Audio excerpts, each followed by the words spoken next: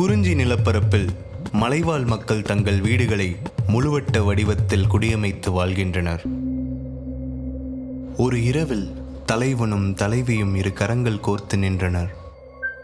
தலைவன் கேட்டான், பகல் பொழுதில் யாமத்தின் இருள் எங்கே போகிறது என்று. அப்போது தலைவி ஒரு பாடல் பாடுகிறாள்.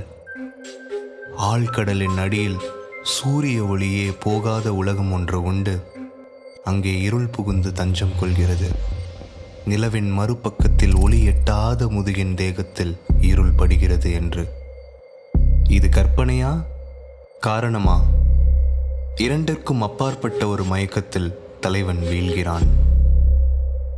நிலையற்ற இந்த இரவில் தொடும் ஒரு பொருள் படும் வெளி போல் அகண்ட தேகங்கள் இரண்டு புல்தரையில் மிளிர, இருவருக்கும் இடையில் ஒரு அகல் விளக்கு மட்டும் மெதுவாக எரிகிறது. யாமத்தில் மலைக்காடான குறிஞ்சி நிலத்தினுள் நடக்கும் ஒரு கூடல் இது. மதியின் முதுகில்